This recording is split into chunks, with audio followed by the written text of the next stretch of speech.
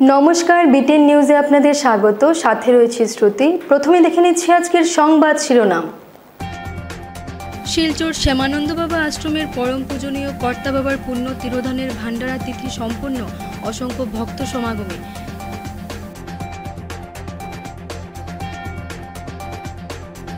আগামী মন্ত্রিসভার রদবদলে কেবল বরাকের শূন্য পদ পূরণের কথা জানালেন মুখ্যমন্ত্রী। রাজ্যের চতুর্থ শ্রেণী নিয়োগ নিয়ে বড় ঘোষণা। বাংলাদেশে হিন্দুদের উপর অত্যাচারের প্রতিবাদে সনাতনী ঐক্য মঞ্চের বাংলাদেশ চলো অভিযান।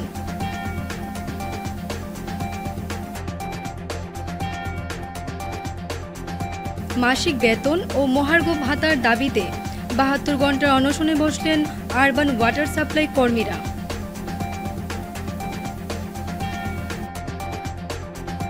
Indian forum for Bangladesh piece এর উদ্যোগে শিলচর প্রেস ক্লাবে প্রতিবাদী সভা অনুষ্ঠিত।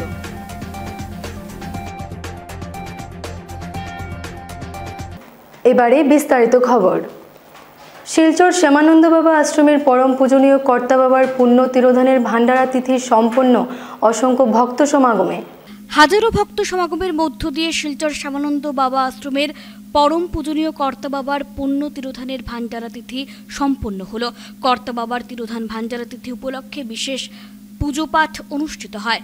ভোর থেকে আশ্রমে ভান্ডারা তিথি উপলক্ষে পুজোয় ভক্তদের ঢল নামে। এদিনের বিশেষ প্রার্থনায় দেখা যায় ৮ থেকে ৮০ সকল বয়সের মানুষদের। ভিড়ের চাপকে উপেক্ষা করেই দীর্ঘ লাইন দিয়ে সুশৃঙ্খলভাবে আশ্রমে প্রবেশ করে পুজোয় অংশ নেন ভক্তরা। এই বিশেষ দিনে ভক্ত সমাগমের কথা মাথায় রেখে জেলা পুলিশের পক্ষ থেকে নিরাপত্তার ব্যবস্থা চোখে পড়ে মন্দির চত্বরে, যাতে দূর দূরান্ত থেকে আসা ভক্তদের কোনো রকম সমস্যার সম্মুখীন হতে না হয়। এর জন্য বিশেষ ব্যবস্থা করা হয়েছিল মন্দির কমিটির তরফ থেকে। ভক্তরা জানান, শ্যামানন্দ বাবা ও কর্তা বাবার টানে তাঁরা আসেন এই শ্যামানন্দ ধামে। বিশেষ পুজো ও প্রার্থনার মধ্য দিয়ে শ্যামানন্দ বাবা ও কর্তা বাবার আরাধনা করা হয়। এদিন মন্দির চত্বরে এদিন প্রার্থনায় বহু ভক্ত তাদের পরিবার পরিজনদের শুভকামনায় প্রার্থনা করেন। এদিন মূল অনুষ্ঠানের অঙ্গ হিসেবে শ্রী শ্রী গুরুপুজো ও সৎগ্রন্থ পাঠাদের কার্যক্রম অনুষ্ঠিত হয়।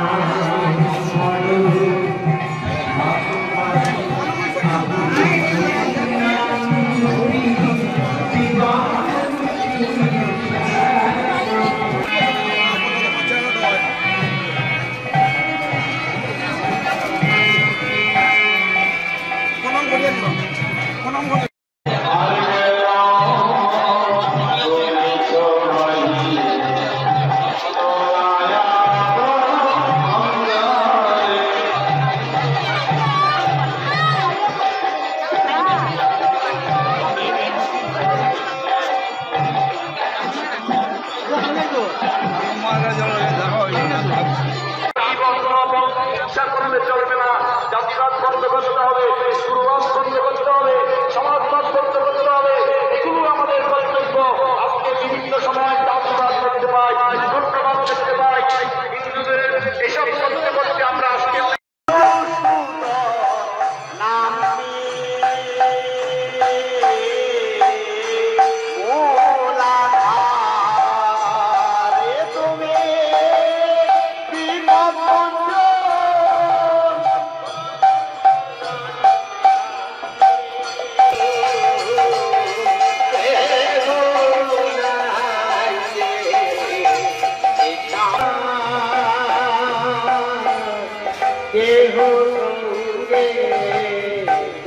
আগামী মন্ত্রিসভার রদবদলে কেবল বরাকের শূন্য পদ পূরণের কথা জানালেন মুখ্যমন্ত্রী। রাজ্যে চতুর্থ শ্রেণীর নিয়োগ নিয়ে বড় ঘোষণা। আগামী মন্ত্রিসভা রদবদল সীমিত আকারে হচ্ছে, এমনই ইঙ্গিত দিলেন মুখ্যমন্ত্রী হিমন্ত বিশ্ব শর্মা।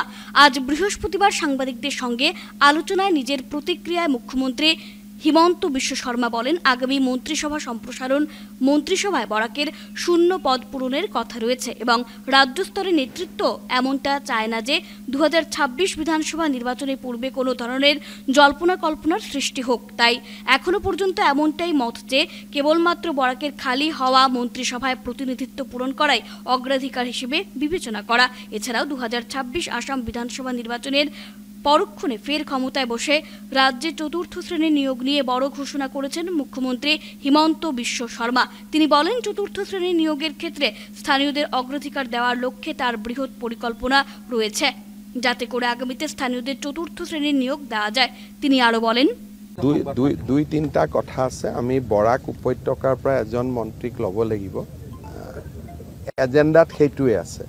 কিন্তু যেতিয়া আলোচনা কৰিম তেতিয়া যদি ক'ৰবাত আৰু এজন দুজন বঢ়াৰ কথা আহে কমে বেলেগ কথা, কিন্তু বৰ্তমান আমাৰ খুব জৰুৰী হৈ আছে যে বৰাক উপত্যকাৰ পৰা এজন মন্ত্ৰী আমি ল'ব লাগে। গতিকে মই দিল্লীত গ'লে কথা পাতিলে গম পাম যে এইটো একেবাৰে এজনক লৈয়ে চেছ কৰিব লাগে নে আৰু দুই তিনিটা সাল সলনি কৰিব লাগে। কিন্তু আমাৰ গুৱাহাটীত বা আমাৰ অসমত যিখিনি আমাৰ নেতা আছে সকলোৰে অভিমতটো হ'ল যে বৰাক উপত্যকাৰ পৰা এজন লৈ আমি বিষয়টো সামৰণি মাৰিব লাগে, যাতে নিৰ্বাচনৰ বছৰটোত বেছি জল্পনা কল্পনা হৈ নাথাকে। আপুনি সেইদিনা কৈছিলে সভাপতি জিলা সভাপতিসকলে নিৰ্বাচন খেলিব নোৱাৰিব বুলি। হয়, ৰাজ্যিক সভাপতিৰ ক্ষেত্ৰতো ৰাজ্যিক সভাপতিৰ ক্ষেত্ৰত এইটো প্ৰযোজ্য নহয়, কাৰণ ৰাজ্যিক সভাপতিজন সাধাৰণতে এনেকুৱা মানুহ হয়, তেখেত নিৰ্বাচন খেলা মানুহে হয়। কিন্তু জিলা সভাপতি মণ্ডল সভাপতি তেওঁলোকে MLA ইলেকশ্যন খেলিব নোৱাৰিব, MP ইলেকশ্যন খেলিব পাৰিব। নাই, মৰ্চাৰ সভাপতি ইলেকশ্যন খেলিব পাৰে, তেনেকুৱা কোনো বাধা নাথাকে। সামগুৰিৰ বৃহৎ বিজয়ৰ পিছত বিজেপি দেখা গৈছে সৰু পথাৰতো সংখ্যালঘু লোক যথেষ্ট আকৰ্ষিত হৈছে বা বিভিন্ন স্থানত। চাওক, আপোনালোকে যদি যোৱা লোকসভা ইলেকশ্যন চাই প্ৰত্যেকটো সংখ্যালঘু সমষ্টিতে আমি 30,000 পৰা 40,000 ভোট পাইছোঁ। প্ৰত্যেকটোত য'ত 100% সংখ্যালঘু লোক আছে তাতো আমি 30-40,000 ভোট পাইছোঁ। যদি আপুনি যিমানটা সংখ্যালঘু সমষ্টি চাই, ক'ৰবাত 20, ক'ৰবাত 30, ক'ৰবাত 40, যিটো আগতে আমি কেতিয়াও নাপাইছোঁ। বাংলাদেশে হিন্দুদের উপর অত্যাচারের প্রতিবাদে সনাতনী ঐক্যমঞ্চ বাংলাদেশ চলো অভিযান। বাংলাদেশে হিন্দুদের ওপর অত্যাচারের প্রতিবাদে সনাতনী ঐক্যমঞ্চ বাংলাদেশ চলো অভিযান 1 ডিসেম্বর বৃহস্পতিবার বিশ্ব হিন্দু পরিষদের কার্যালয়ে এক সাংবাদিক সম্মেলন করে একথা জানান বিশ্ব হিন্দু পরিষদের দক্ষিণ পূর্ব প্রান্তের সভাপতি শান্তনু নায়ক, আইনজীবী সৌমিত্র দত্ত রায়, ধর্মানন্দ দেব, রাজীব নাথ, মুক্তা চক্রবর্তী, রতন কুমার দাস, জয়দীপ দত্ত প্রমুখরা। সনাতনী ঐক্যমঞ্চের কর্মকর্তারা জানান, শ্রীভূমি জেলা থেকে সুতারকান্দি সীমান্তে এই বিক্ষোভ মিছিল যাবে। এতে বরাক উপত্যকার 3 জেলার সনাতনী ধর্মাবলম্বী জনসাধারণকে নিয়ে এই প্রতিবাদী কার্যক্রম সাব্যস্ত করা হয়েছে। প্রতিবাদী ধর্ণা আরম্ভ হবে বেলা 11:30 থেকে। তারা আরও জানান, এ নিয়ে ইতিমধ্যে বিভিন্ন মঠ মন্দিরের সাধু সন্তদের সঙ্গে আলোচনা হয়েছে। বাংলাদেশের স্বাধীনতার পিছনে সম্পূর্ণ ভারতের হাত ছিল। এই যে আজকে 50 বছর, শুধু 50 বছরে যদি ওরা ভুলে যায় এবং যেভাবে বাংলাদেশে জিহাদিরা যেভাবে নতুন প্রজন্মের মনে ভারতের বিরুদ্ধে যে মানসিকতা যেভাবে তৈরি করা হচ্ছে সেখানকে, এই ব্যাপারে ভারত সরকারকে একটা কড়ার থেকে কড়া পদক্ষেপ নেওয়া উচিত, আমরা এটা মনে করি। এবং আমরা এটাও আহ্বান করছি এখান থেকে যে যতদিন পর্যন্ত হিন্দুদের উপরে বাংলাদেশে অত্যাচার এবং মঠ মন্দির উপরে যে অত্যাচার ওটা যতদিন এটা বন্ধ না হবে ততদিন আমরা প্রতিটি সনাতনীর কাছে আমরা এটা আবেদন রাখছি যে কোনো অবস্থাতে বাংলাদেশের যে কোনো পণ্য সামগ্রী আমরা যেন এখানে বয়কট করি, এটাও থাকবে আমাদের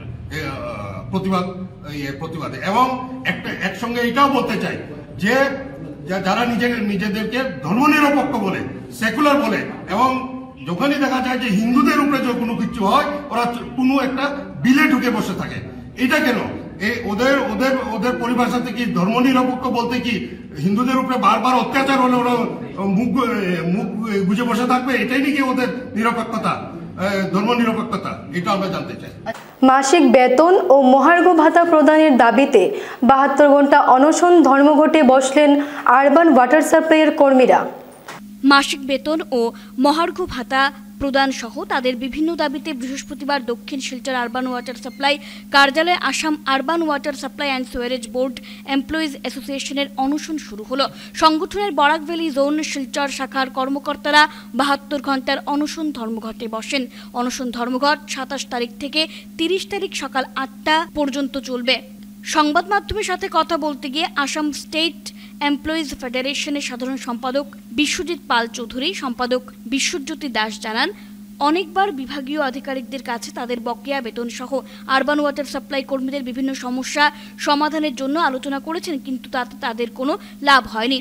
মহামান্য আদালতে রায় দিয়েছেন যে তাদের বকেয়া বেতন প্রদান করার জন্য, কিন্তু শিলচর পৌরসভার কিছু অসাধু ব্যক্তি ও দক্ষিণ শিলচর আরবান ওয়াটার সাপ্লাই বিভাগীয় আধিকারিকরা তাদের স্বার্থে মহামান্য আদালতের নির্দেশকে বুড়ো আঙুল দেখিয়ে তাদের বকেয়া বেতন আটকে রেখেছেন। তারা আরও বলেন, শীঘ্রই তাদের বিভিন্ন সমস্যার সমাধান যদি না হয় তাহলে তাদের অনশন ধর্মঘট চলবে। Assam urban Suarez board employee association, Assam রাজ্য কর্মচারী সরকারি কর্মচারী ফেডারেশনের মাধ্যমে যে আমরা 72 ঘন্টা যে অনশন কার্যসূচি নিয়েছি, এখন পর্যন্ত আমার প্রেসিডেন্ট বলেছেন 30 ঘন্টা অতিবাহিত হতে চলেছে। এখন পর্যন্ত অ্যাডমিনিস্ট্রেশন থেকে আমরা কোনো সাড়া পাইনি, এবং আমরা যেগুলো চিঠি আমরা দিয়েছিলাম আজকে থেকে 1 সপ্তাহ আগে, সেই চিঠি দেওয়ার পর আমরা যতবারই ওদেরকে আমরা চিঠি দিয়েছি, আজ পর্যন্ত আমরা আমাদের যে অফিসার যারা আছে বা মিউনিসিপ্যালিটি অ্যাডমিনিস্ট্রেশন যে আছে, ওরা কোনো চিঠির আজকে পর্যন্ত রিপ্লাই দেয়নি এবং কোনো চিঠিও দেয়নি। ওরা যা বলেন সব ভারবিলি করেন। এখন পর্যন্ত আমরা 30 ঘন্টা অতিবাহিত হয়ে চলেছে। যদি আমরা এই 72 ঘন্টার ভিতরে যদি আমরা ঠিকমতো আমরা যদি অ্যাডমিনিস্ট্রেশন থেকে আমরা কোনো ভালো পজিটিভ কোনো যদি রেজাল্ট না পাই, তাহলে এটা 72 ঘন্টা থেকে আমরা 96 ঘন্টার এক্সটেনশন করার একটা চিন্তাধারা আমরা করছি। কারণ আমাদের তো ভালো লাগে না 2 মাস পরে 3 মাস পরে আপনাদেরকে ডেকে একটা কার্যসূচি নেই। যে এবারে কার্যসূচি নিয়েছি যে এই কার্যসূচি যাতে বহাল থাকে, যখন মতো আমাদের সুরাহা না হয় আমরা অনশন চালিয়ে যাব। এবং মিউনিসিপ্যালিটি বোর্ডের একটা দেখুন, আমাদের একটা কোর্ট কেস করেছিলাম, কোর্ট কেস থেকে আমরা যে অর্ডার অ্যান্ড জাজমেন্ট যেটা পেয়েছি, সেই অর্ডার অ্যান্ড জাজমেন্টের ভিতরে সব কিছু ক্লিয়ারলি দেওয়া আছে যে আমরা রিসেন্ট কারেন্ট অ্যাকশন হওয়ার জন্য। কিন্তু আজকে প্রায় 3.5 মাস অতিবাহিত হয়ে গেল, এই মহামান্য আদালতের রায়টাকে আমাদের অ্যাডমিনিস্ট্রেশন কোনো নাড়াচাড়া কোনো কিছু আমরা পাচ্ছি না। ইতিমধ্যে আমাদের একজন সহকর্মী চন্দন দাস কিছু অসুস্থতা বোধ করেছেন, কিন্তু এই অফিসের যারা আধিকারিকরা আছেন তাদের খোঁজখবর আমরা এখনও পাইনি। এছাড়া মিউনিসিপ্যালিটি বোর্ডের যে আধিকারিক, আমরা ঠিক নিয়ম মাফিক তাদেরকে চিঠির মাধ্যমে জানানো সত্ত্বেও এখন পর্যন্ত তারা যোগাযোগ করার কোনো প্রয়োজনীয়তা বোধ করেননি। তাই আমরা বাধ্য হয়ে আজকে একটা বিশেষ সভা করেছি। যদি এই ধরনের পরিস্থিতি চলতে থাকে, এমনিতেই তো অর্ধাহারে দিন কাটাচ্ছেন আমাদের সহকর্মীরা, অর্ধাহারেই দিন কাটাচ্ছেন। যে ধরনের সুযোগ সুবিধা আছে, বিশেষ করে মাসিক কর্মদিবসের বেতন মিটিয়ে দেওয়ার প্রশ্নে মহামান্য আদালতের যে রায়, সেই রায়টাকে যে কোনো একটা কালো চক্রের বৃদ্ধাঙ্গুষ্ঠর মাধ্যমে যেভাবে পিষে মারার চেষ্টা করা হচ্ছে। ইন্ডিয়ান ফোরাম ফর বাংলাদেশ পিসের উদ্যোগে প্রেস ক্লাবে আয়োজিত জরুরি সভার তীব্র প্রতিবাদ। বাংলাদেশের সাম্প্রতিক পরিস্থিতির দিকে লক্ষ্য রেখে বাংলাদেশ সম্মিলিত সনাতন জাগরণ মঞ্চের মুখপাত্র চট্টগ্রাম পুণ্ডরিক ধামের অধ্যক্ষ চিন্ময় কৃষ্ণ দাস ব্রহ্মচারীর নিঃশর্ত মুক্তির দাবি, সেখানকার ধর্মীয় উপাসনালয় প্রতিষ্ঠান সম্পূর্ণ নিরাপত্তা প্রদান এবং হিন্দু বৌদ্ধ সমাজকে সুরক্ষা নিশ্চিত করা সহ সেই দেশে গণতান্ত্রিক আইনের শাসন প্রতিষ্ঠার দাবিতে মঙ্গলবার 3রা ডিসেম্বর বেলা 12টায় এক মিছিল কর্মসূচির ডাক দেওয়া হয়েছে। এই মিছিল শুরু হবে শিলচর ডিএস এর সামনে থেকে। বৃহস্পতিবার Indian forum for Bangladesh piece এর উদ্যোগে শিলচর প্রেস ক্লাবে আয়োজিত এক জরুরি সভায় এই সিদ্ধান্ত গ্রহণ করা হয়েছে। এতে সভাপতিত্ব করেন কবি সাংবাদিক অতীন দাস। সভায় বাংলাদেশের পৈশাচিক বর্বরোচিত ঘটনা প্রবাহের তীব্র নিন্দা ও ধিক্কার জানানো হয়। এ ব্যাপারে একের পর এক কর্মসূচি গ্রহণ করা হবে এ কথাও বলা হয়েছে। সভায় বক্তব্য উপস্থাপন করেন ফোরামের সংযোজক শঙ্কর দে, ইসকনের শিরোমণি দাস মহারাজ, ভোলাগিরি আশ্রমের স্বামী ভুবনানন্দ গিরি মহারাজ, শঙ্কর মঠের বিজ্ঞানানন্দ মহারাজ, ফোরামের সংযোজক সৌমিত্র দত্ত রায়, আকশা উপদেষ্টা রূপমনন্দী পুরকায়স্থ, ইউটিটিসি সভাপতি সঞ্জিত দেবনাথ, আইনজীবী ধর্মানন্দ দেব, আমাদের প্রতিশ্রুতির অর্পণ পাল, বিশ্ব হিন্দু মহাসংঘের অসম প্রদেশ সভাপতি সুবীর দত্ত, সাংবাদিক চয়ন ভট্টাচার্য, আইনজীবী দিলীপ কুমার দাস, আইনজীবী তুহিনা শর্মা, সমাজকর্মী ইলোরা চক্রবর্তী, সমাজকর্মী লাবণী মুখার্জি ও লক্ষ্মীকান্ত সিংহ, অধ্যাপক নবেন্দু বণিক, প্রাণেশ দে প্রমুখ। ইসকন সোসাইটি বা ইসকন সংস্থা পৃথিবীর 200টা দেশেই যেভাবে সনাতনী সংস্কৃতিকে জাগরণ করছে এবং বিভিন্ন জনকে এই সংস্কৃতির মধ্যে যুক্ত করছে, এটাও তাদের কাছে একটা চিন্তার বিষয় হয়ে দাঁড়িয়েছে, যার জন্য এরা নিজেদের সংকটাপন্ন এই ভাবের জন্য তারা এখন উগ্র হয়ে কিভাবে আমাদেরকে দলচ্যুত করে, আমাদেরকে খণ্ডিত করে, কি করে আমাদেরকে পদদলিত করবে। এই জন্য চিন্ময় কৃষ্ণ দাস মহাশয় বা এই প্রভুর মতন এরকম একজন বলিষ্ঠ নির্ভীক সৎ সাহসী একজন এই প্রতিনিধিকে দমিত করার মাধ্যমে যদি আমাদেরকে আবার দুর্বল করে দিতে পারে, সেটার প্রচেষ্টা এরা এইভাবে আমাদের উপরে করছে। সেই জন্য আমরা আজকে শুধু এখানেই নয়, আমাদের ভারতবর্ষের অনেক সংস্থা এবং অনেক জায়গা থেকে ইসকন শুধু নয়, আরো অন্যান্য যারা ধার্মিক সংস্থা আছে তারাও এভাবে আজকে এগিয়ে আসছে।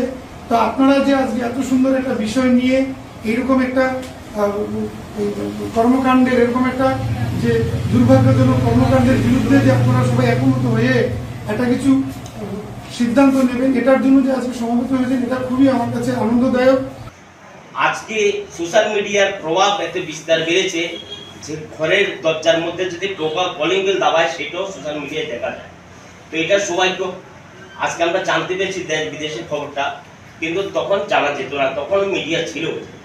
কিন্তু একটা কথা বলতে চাই যে কিছুদিন আগে বিশ্ব হিন্দু পরিষদের তরফ থেকে এখানে ক্ষুদিরাম বসু একটা এই বিশ্ব হিন্দু পরিষদের বাংলাদেশের এই যে প্রতিবাদমুখী একটা আন্দোলন হয়েছিল, সেখানে আমাদের সভাপতি মহাশয় উপস্থিত ছিলেন এবং অন্যান্য জায়গার বিশিষ্ট ব্যক্তিও উপস্থিত ছিলেন। কিন্তু সেখানে যে যখন আমরা এই যে এটা কোথায় চ্যাংকুরি কি একটা অন্নপূর্ণা একটা বিবাহ আসলে, সেখানে এরকম আপনাদের আজকে প্রেস ক্লাবের যে একটা আয়োজন হচ্ছে, সেখানে একটা সকল বিভিন্ন সংগঠনের প্রধানেরা এসেছিলেন, বিশিষ্ট ব্যক্তিরা এসেছিলেন। তারা সবাই মতবাদ ব্যক্ত করেছিলেন যে আন্দোলনটা কিরকম হওয়া উচিত। কেউ বলেছে 20,000 সমবেত হলে ভালো হতো, কেউ বলেছে 10,000 হলে ভালো হবে, কেউ বলে যদি আমরা 25-30,000 জমায়েত করতে পারি তো সেটা একটা শক্তি প্রদর্শন। মিছিলের মধ্য দিয়ে আমাদের সবাইকে আমাদের আত্মমর্যাদা প্রতিষ্ঠিত করতে হবে, যাতে করে প্রতিবেশী বাংলাদেশে আর একটিও হত্যাকাণ্ড না হয়। কারণ আমরা আশঙ্কিত বাংলাদেশের যে কোনো মুহূর্তে গণহত্যা ভয়াবহ রূপ নিতে পারে। এটা কোনো অবস্থায় চলতে দেওয়া যায় না। বাংলাদেশ যাতে কোনোভাবেই গণতন্ত্রের বদ্ধভূমিতে পরিণত না হয়, সেটা নিশ্চিত করার দায়িত্ব আজ ভারতবাসী, বিশ্ববাসীর। কারণ 1971 মুক্তিযুদ্ধে আমরাই বাংলাদেশকে স্বাধীন করেছিলাম এবং কি বরাক উপত্যকায় লক্ষ লক্ষ মানুষ আশ্রিত হয়েছিল, আমরা পাশে দাঁড়িয়েছিলাম। এটা ভুলে গেলে চলবে না। যারা বাংলাদেশে গণতন্ত্রকে হত্যা করছে তাদের আমরা সতর্ক করে দিচ্ছি যে এটা আমরা কোনো অবস্থায় মেনে নেব না। এই পরিস্থিতিতে উদারবন্দে দুর্ধর্ষ ডাকাতির ঘটনা, নগদ অর্থ ও স্বর্ণালংকার লুট করল অস্ত্রধারী ডাকাতরা। কাছাড়ের উধারবন্দ খাসপুরে দুর্ধর্ষ ডাকাতির ঘটনা ঘটল। নগদ অর্থ ও স্বর্ণালঙ্কার লুট করল অস্ত্রধারী ডাকাতরা।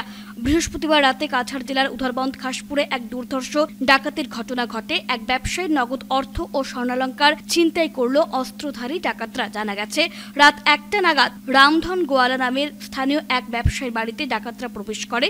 ডাকাতরা ঘরে ঢুকে পরিবারের সদস্যদের মারধর ও দড়ি দিয়ে বেঁধে রাখে। পরে ডাকাতরা ঘরের আলমারি ভেঙে নগদ 1 লক্ষ টাকা ও লক্ষাধিক টাকার স্বর্ণালঙ্কার লুট করে নিয়ে যায়। শুধু ঘর নয়, ব্যবসায়ীর দোকান থেকে হাজার হাজার টাকা লুট করেছে ডাকাতরা। এই ঘটনায় তদন্ত শুরু করেছে পুলিশ। টাকা দেওয়ার পরে তো আমি বাচ্চা আছে, আমার বাচ্চা ফ্যামিলি কইছে লই লাও, যেটা আছে আপনারা লয়ে যাও। আর এখানে পরে তারা টাকাও যেটা আছিল টুকটাক আলমারি তছনছ করিয়া পরে তারা দোকানের চাবি নিছে। চাবি নিয়া দোকান থেকে 4-5 হাজার টাকা আছে, এটা নিছে। দোকানের টাকা নিছিল? দোকানের টাকা এটা শিববাড়ির টাকা আছে, মানে আমার এখানে থাকতো। আর দোকানে তো যেমন খুচরা পয়সা থোড়া বহুত থাকে না। ঘর থেকে কত টাকা নিছে ক্যাশ? ঘর থেকে তো দোকানদারি করা কত 60-70 মিনিমাম 70-70 হাজার টাকা। 70,000। আর আপনি সোনা গয়না কিছু দিছেন? সোনা তো বউয়ের যেটা বিয়ার সময় দিছিলাম এটাই নিছে। আর কিটা গাড়ির চাবি বি? ও তো গাড়ির চাবি, বাইকের চাবি। কি যে কিটা নিছে ওটা কই না আপনি? ও তো গাড়ির চাবিটা পাইলাম না। তারা দোকানের যে সময় চাবি নিছিল এই সময় গাড়ির চাবিটাও নিছিল, বাইকের চাবিটাও নিছিল। আর মোবাইল 2টা, আমার মোবাইল, আমার মিসেসের মোবাইল। মোবাইলে কি মোবাইলটা কি তাই আর সিসি ক্যামেরা কি আছে? এটা মোবাইলের মধ্যে ওয়াইফাই এর লগে মানে ইউরোপ সিস্টেম আছে। আর এটা ফোনপে টনপে এগুলাও আছে যেগুলা। আর দোকানের যে সিসি ক্যামেরা রিওন আছে। তোমার দোকানে যে সিসি ক্যামেরা আছে, এই সিসি ক্যামেরা বর্তমানে দেখা যাইবনি? না, এটা তো মাদারবোর্ডটাই নিচে গিয়া, তো কেমনে দেখবে? মেইন যেটা যে মাদারবোর্ড থাকে যেটার মধ্যে লোড হইয়া মেমোরিটাই লইয়া গেছে। পেছন দিক থেকে আইয়া খুলিয়া দরজা আমরা ঢুকিয়ে আমার ছেলেরা বাঁধছে, মারছে। তারপরে আমার নাকি হাত তেমনি বাঁধিছে, বান্ধে কয় টাকা দাও টাকা দাও। পরে দরজা খুলছে, ট্রাঙ্ক খুলিয়া টাকা বার করিয়া নিয়েছে। বিবাহিত মহিলাকে বলপূর্বক ধর্ষণ করার অভিযোগে এক ব্যক্তিকে 7 বছরের সশ্রম কারাদণ্ড দিল হাইলাকান্দির আদালত। এক বিবাহিত মহিলাকে বলপূর্বক ধর্ষণ করার অভিযোগে রহিমউদ্দিন মজুমদার নামের এক ব্যক্তিকে 7 বছরের সশ্রম কারাদণ্ড দিল হাইলাকান্দির জেলা ও দায়রা জজের আদালত। পাশাপাশি 5,000 টাকা জরিমানা অনাদায় আরও 1 মাসের সশ্রম কারাদণ্ডে দণ্ডিত করল আদালত। এই উপলক্ষে আজ পাবলিক প্রসিকিউটর দেবজিৎ চক্রবর্তী এবং আইনজীবী শাহাবুদ্দিন বড়ভূইয়া জানান যে ঘটনাটি সংঘটিত হয় লালা থানার অন্তর্গত বিলাইপুর এলাকার শস্যগেনা গ্রামে 2020 সালের 26শে সেপ্টেম্বর রাত আনুমানিক 11টার সময়। অভিযুক্ত আসামি রহিমউদ্দিন মজুমদার জনৈক এক শিশুকন্যার জননী 34 বছর বয়সী বিবাহিত মহিলাকে তার স্বামীর অনুপস্থিতিতে ঘরে অনধিকার প্রবেশ করে একাকিত্বের সুযোগ নিয়ে বলপূর্বক মহিলাটিকে উপর্যুপরি ধর্ষণ করে পালিয়ে যায়। এই ধর্ষণকাণ্ডের ঘটনা সংঘটিত হওয়ার পর ধর্ষিতা মহিলাটি ঘটনার বিবরণ জানিয়ে লালা থানায় একটি ধর্ষণের মামলা দায়ের করেন। আমাদের পিপি তো বলেছেনই ডিটেলস, আমি বলতে চাই এই যে সেকশন যেটা E76 যে সেকশনে হয়েছে এই কোর্টে কনভিক্ট করছেন তারে, এটা অ্যাকচুয়ালি ন্যূনতম সাজা হলো 7 বছর 7 ইয়ার্স, আর এমনি হলো লাইফ ইমপ্রিজনমেন্ট। কিন্তু এই আসামির যে অবস্থা বিবেচনা করে, তার মা বেড়ান, তার ঘরে কেউ নাই, এরকমগুলা তারা তুলে ধরছে তার অ্যাডভোকেটে বা ওই নিজের কোর্টে বিবেচনা করি মাইনর বাচ্চা আর রিমোট ইয়ার থাকে। তার বয়স কত হলো আসামির বয়স? আসামির বয়স 40+। আচ্ছা আচ্ছা। এইরকম এই জাজমেন্টটা মানে অত্যন্ত মেসেজ সমাজে যাইব, যাতে এই রেপ যাতে ওমেন মানে ওমেনের এগেনস্টে এইরকম যাতে না করে ফিউচারে, এটা মানে অত্যন্ত খুশি। আর আমি বলতে চাই যে আমাদের বর্তমান যে মাননীয় মুখ্যমন্ত্রী ডক্টর হিমন্ত বিশ্ব শর্মা বর্তমান অবস্থায় যে সমস্ত আসামে দোষীদের সাজা প্রদানের জন্য যে উদ্যোগ নিয়েছেন, সেই উদ্যোগের দিক দিয়ে বিচার করলে গতকাল আমাদের প্রসিকিউশন সাইটের জন্য সমস্ত আসামের জন্য একটা ভালো দিন, যে আসামি সাজাপ্রাপ্ত হয়েছে, আমরা কেসটা প্রমাণ করতে সক্ষম হয়েছে, সেই জন্য আদালতকেও ধন্যবাদ। মোট কতজনের সাক্ষ্য নেওয়া হয়েছিল? মোট 7 জনের সাক্ষ্য নেওয়া হয়েছে বাদী পক্ষের। আর বিবাদী পক্ষের? না, বিবাদী পক্ষের তো স্টেটমেন্ট নেওয়া হয় আসামিরই, তারপর আর্গুমেন্ট হয়ে যায়। আচ্ছা আচ্ছা। আর বিবাদী পক্ষের অ্যাডভোকেট কে ছিলেন? বিবাদী পক্ষের ছিলেন খলিলুদ্দিন লস্কর অ্যাডভোকেট। আচ্ছা, তো 2 বছরের মাথায় রেজাল্ট হয় এবং বাদীপক্ষ মানে ন্যায় পায়। আচ্ছা, তো আপনার তপোবননগরের 24 প্রহর হরিনাম মহাযজ্ঞে প্রথমবারের মতো শিলচরে আসছে পশ্চিমবঙ্গের 5টি বিশিষ্ট নামসুধা কীর্তনিয়া দল। প্রতি বছরের ন্যায় এবারও শিলচর তপোবননগর কীর্তনের মাঠে 24 প্রহর হরিনাম মহাযজ্ঞের আয়োজন করতে যাচ্ছে তপোবননগর সার্বজনীন হরিনাম মহাযজ্ঞ কীর্তন কমিটি। এবার কমিটির 27তম বর্ষপূর্তিতে শিলচরে চমক সৃষ্টি করতে বিশেষ উদ্যোগ হাতে নেওয়া হয়েছে। বৃহস্পতিবার এক সাংবাদিক সম্মেলনে প্রস্তুতি পর্বের কথা বলতে গিয়ে আয়োজকরা জানান, তপোবননগর কীর্তনের মাঠে আগামী 19 থেকে 21 ডিসেম্বর পর্যন্ত 24 প্রহর হরিনাম মহাযজ্ঞের আয়োজন করা হয়েছে। 18 ডিসেম্বর অধিবাসের মাধ্যমে 3 দিন ব্যাপী মহাযজ্ঞের শুভ সূচনা হবে এবং 22 ডিসেম্বর দধিভঞ্জন ও মহন্ত বিদায় অনুষ্ঠানের মাধ্যমে মহাযজ্ঞের সমাপ্তি ঘটবে। কমিটির 27তম বর্ষপূর্তি উপলক্ষে এবছর শিলচরে বাজিমাত করতে প্রথমবারের মতো পশ্চিমবঙ্গের 5টি বিশিষ্ট নামসুধা কীর্তনীয় দলকে আমন্ত্রণ জানানো হয়েছে। বিশেষ করে পশ্চিমবঙ্গ বনগাঁওয়ের ভবপাগলা সম্প্রদায়, কৃষ্ণনগরের পাগল বিজয় সম্প্রদায়, মায়াপুরের খোকা গোপাল সম্প্রদায়, নদিয়ার রাধারানী সম্প্রদায় ও কলকাতার লোকনাথ সম্প্রদায় বরাকের গৌর ভক্তদের মন মাতাতে এই প্রথমবারের মতো শিলচরে আসছেন বলে জানিয়েছেন আয়োজকরা। অনুষ্ঠান পরিচালনায় রয়েছে তপোবননগর আশ্রম রোড ন্যাশনাল হাইওয়ে, শিশু মন্দির রোড, শিববাড়ি, রামনগর, গোবিন্দনগর, পশ্চিম তপোবননগর ও চাঁদমারি সহ বৃহত্তর 20 ফুটি দেবপাড়া এলাকার গৌর ভক্তবৃন্দগণ। সাংবাদিক সম্মেলনে কমিটির তরফে জানানো হয়, সবার সর্বসম্মতিক্রমে এবছর অনন্ত দাসকে সভাপতি ও গিরীন্দ্র দাসকে সাধারণ সম্পাদক হিসেবে মনোনীত করা হয়েছে। ডিসেম্বর মাসে অনুষ্ঠিত হতে যাওয়া 24 প্রহর হরিনাম মহাযজ্ঞকে সুন্দর ও সফল করতে ভক্তদের সার্বিক সহযোগিতা সহ বরাকের সকল গৌর ভক্তবৃন্দের উপস্থিতি কামনা করেছেন কমিটির কর্মকর্তারা। জানে যে তপোবননগর ন্যাশনাল হাইওয়ে কীর্তন কমিটি যে বিরাট কর্মযজ্ঞ, সেই কর্মযজ্ঞে আমরা কমিটির পক্ষ থেকে এবার একটু পরিবর্তন করেছি। পরিবর্তন সেটাই হয়েছে, সবার আশা আকাঙ্ক্ষা এবার আশা করি পূরণ হবে। আমাদের যে কমিটির তরফ থেকে 5 জন আমরা পাঠিয়েছি বাহিরে, কলকাতা থেকে নামি দামি নামসুধা বিতরণের জন্য ওনারা আসবেন দল। তো আমরা চাই সমগ্র বরাকবেলির যে ভক্তবৃন্দ আছেন সবাই অংশগ্রহণ করার জন্য আমরা কমিটির তরফ থেকে আমন্ত্রণ জানাই। মহাপ্রভুর অশেষ কৃপায় তপোবননগর কীর্তনের মাঠে আগামী 19 ডিসেম্বর বৃহস্পতিবার হইতে 21 ডিসেম্বর শনিবার পর্যন্ত 24 প্রহর মহাযজ্ঞের আয়োজন করা হয়েছে। এই অনুষ্ঠানের শুভ অধিবাস 18 ডিসেম্বর বুধবার তথা দধিভঞ্জন ও মহন্ত বিদায় সমাপ্তি অনুষ্ঠান 22 ডিসেম্বর রবিবার অনুষ্ঠিত হইবে। নামসুধা বিতরণের পার্টি পাওয়া যায়, সেই জন্য আমাদের কমিটির তরফ থেকে 5 জন মানুষকে আমরা কলকাতা পাঠিয়েছিলেন। তো কলকাতা থেকে ভবপাগলা সম্প্রদায় নামি ডাকি দল, পাগল বিজয় সম্প্রদায়, কৃষ্ণনগর হইতে আনা হচ্ছে, খোকা গোপাল সম্প্রদায়, রাধারানী সম্প্রদায়, লোকনাথ সম্প্রদায়। তাই তারা আমাদের পশ্চিমবঙ্গের বিশিষ্ট দল বলে ঘোষণা হতে, তাই এবছর আমাদের কীর্তনে এই ভালো ভালো দলকে আনার জন্য আমাদের এই যে কীর্তনের ডিট 1 নম্বরে চেঞ্জ করা হয়েছে। আর নাম সুধা যাতে খুব ভালোভাবে তারা পরিবেশন করতে পারে, সেই জন্য আমরা এই দলকে এবছর এই কীর্তনে এনেছি এবং সমগ্র বরাকবাসীর কাছে আমাদের আবেদন সবাই এসে যেন অংশগ্রহণ করে নাম সুধা গ্রহণ করে যায়। বরাকবেলিতে প্রথমে আসছে নাকি? আর এই বরাকবেলির মধ্যে এই 4টি দল আর কোনোদিন আসেনি, এবছরে আমাদের প্রথম পা রাখবেন। জামাতে বিভেদ তৈরি না করার আহ্বান জানালেন আহলে সুন্নাতের বিশিষ্টজনেরা। সংগঠনকে নিয়ে বিভেদ তৈরি করা মোটেই কাম্য নয়।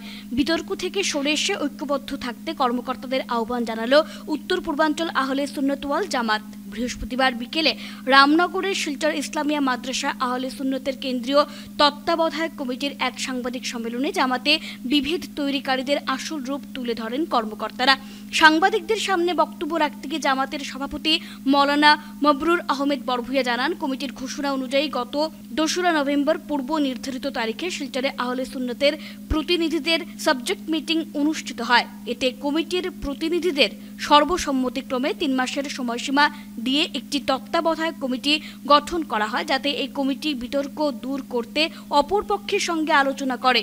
কিন্তু পরবর্তীতে দেখা যায় তাকে ফাঁকি দিয়ে কমিটি গঠনের উদ্দেশ্যে আগামী 1 ডিসেম্বর সাধারণ সভার একটি আহ্বান করা হয়েছে। মৌলানা মবরুর জানান, তার সঙ্গে ধোঁকাবাজি করে এরা বিভেদ তৈরির প্রয়াস করছেন। সাংবাদিক সম্মেলনে উপস্থিত ছিলেন জামাতের সাধারণ সম্পাদক মৌলানা ডক্টর সৈয়দ আব্দুল নূর, মৌলানা সৈয়দ হিফজুর রহমান মিশকাত, মৌলানা মহিউদ্দিন প্রমুখ।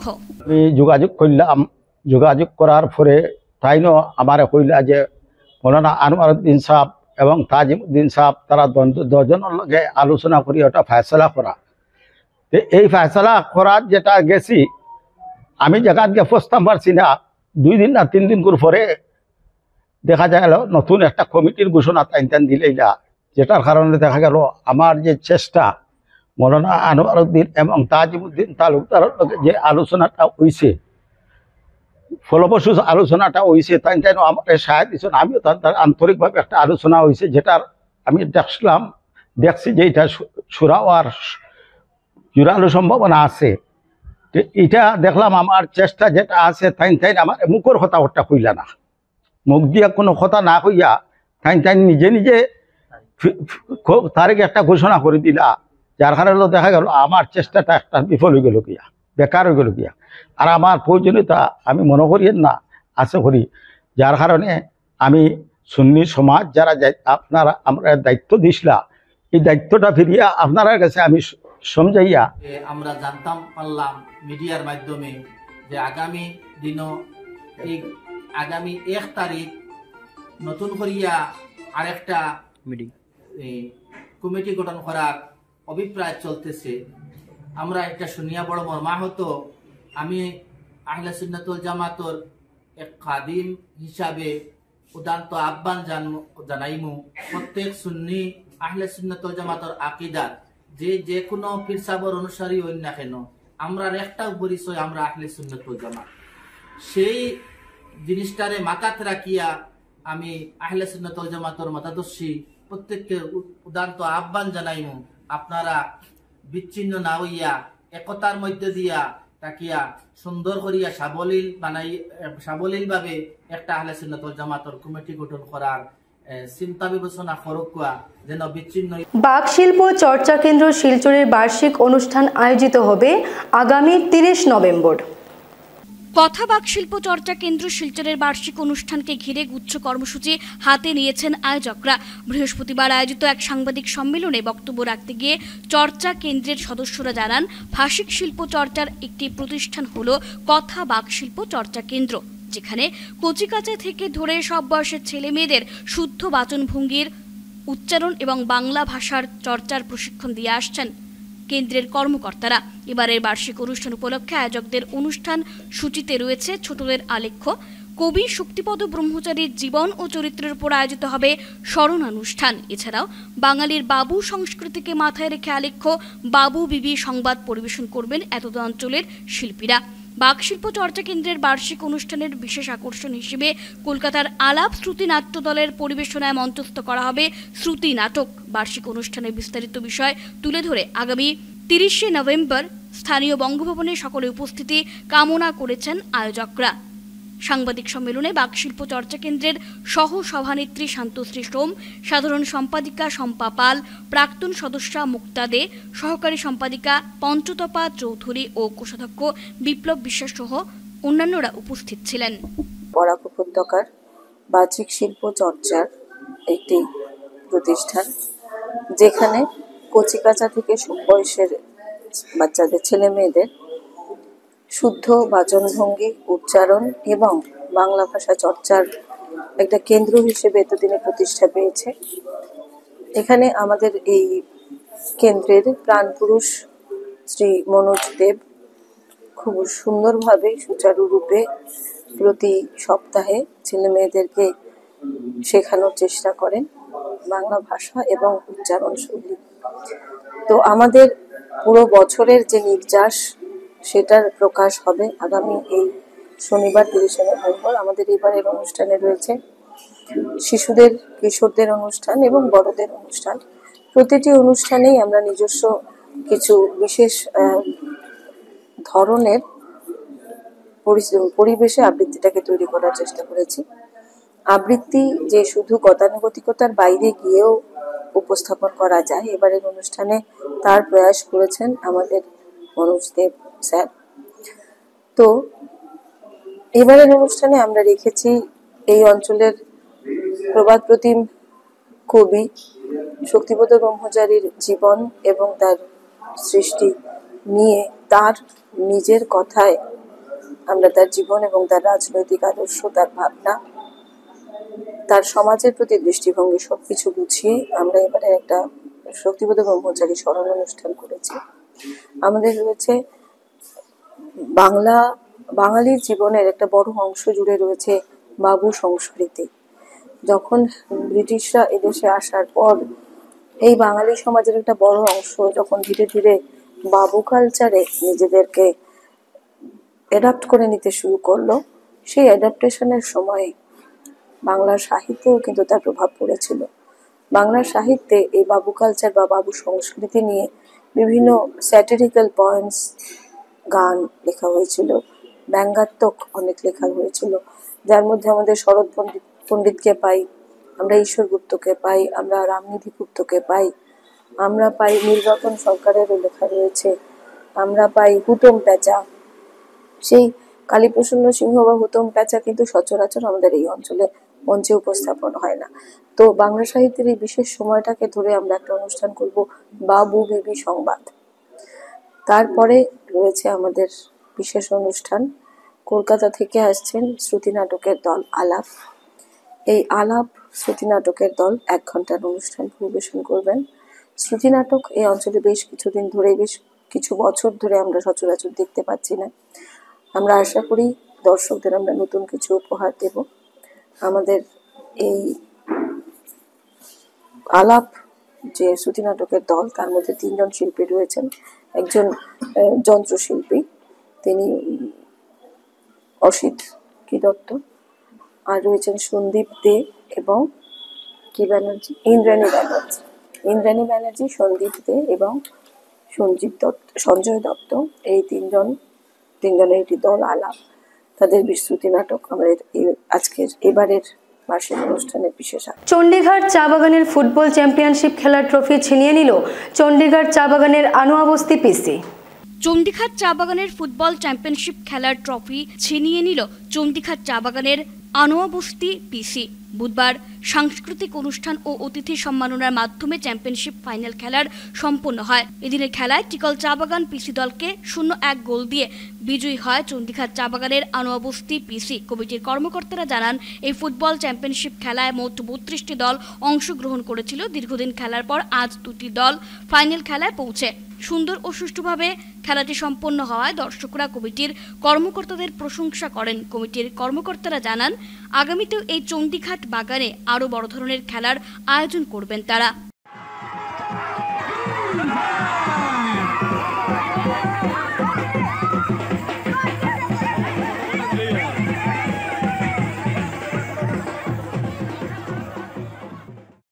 আমি এই ফুটবল খেলার কমিটির তরফ থেকে আমি ওনাকে অসংখ্য ধন্যবাদ। আর আমি একটি কথা বলতে চাই, আমাদের এই চণ্ডীঘাট বাগানের যেভাবে সহযোগিতা, শ্রমিক, স্টাফ, সাব স্টাফ, জনসাধারণ সবাইকে আমার তরফ থেকে অসংখ্য ধন্যবাদ। এবং এখানে যেভাবে দূর দূর থেকে আগত জনসাধারণ, ওনাদেরকেও আমার অসংখ্য ধন্যবাদ। এবং আমাদের পার্শ্ববর্তী বাগান যেখানে অরুণাবন, ওখান থেকে আমাদের একটু কালচারাল ঝুমর টিম এসেছিল, ওরা নৃত্য সঙ্গীত করেছেন। আমরা অনেকেই আনন্দিত, ওনা এসে আমাদের এই মাঠটাকে খুব সুন্দরভাবে আনন্দ ইচ্ছুক করে তুলে ধরেছেন। टीम के खिलाड़ियों कोच, दर्शकों और बगान के सब भाइयों और बहनों, नमस्कार। आज हम सभी यहाँ एक विशेष अवसर पर एकत्रित हुए हैं। इस फुटबॉल टूर्नामेंट की शानदार सफलता का समापन समारोह मनाने के लिए सबसे पहले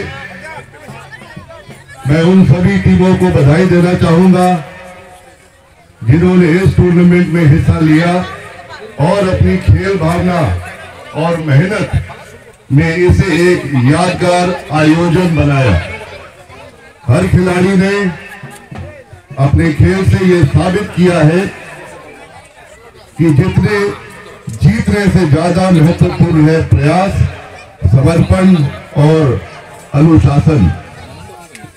इस टूर्नामेंट ने हमें खेल के माध्यम से एकता और सहयोग का महत्व सिखाया। हम सभी जानते हैं कि फुटबॉल एक खेल नहीं बल्कि हमें ये जीवन में टीम वर्क, अनुशासन और विपरीत परिस्थितियों में डटे रहने की शिक्षा देता है।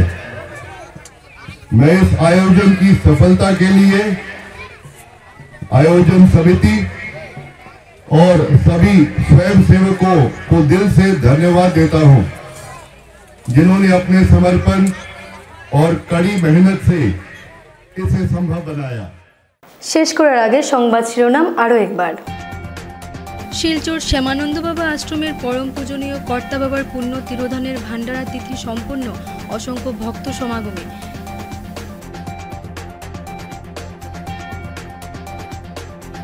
আগামী মন্ত্রিসভা রদবদলে কেবল বরাকের শূন্য পদ পূরণের কথা জানালেন মুখ্যমন্ত্রী। রাজ্যের চতুর্থ শ্রেণী নিয়োগ নিয়ে বড় ঘোষণা। বাংলাদেশে হিন্দুদের উপর অত্যাচারের প্রতিবাদে সনাতনী ঐক্য মঞ্চের বাংলাদেশ চলো অভিযান।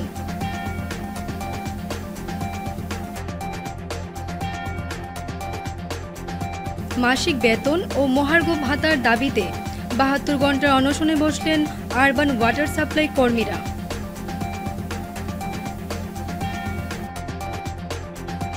Indian forum for Bangladesh piece এর উদ্যোগে শিলচর প্রেস ক্লাবে প্রতিবাদী সভা অনুষ্ঠিত।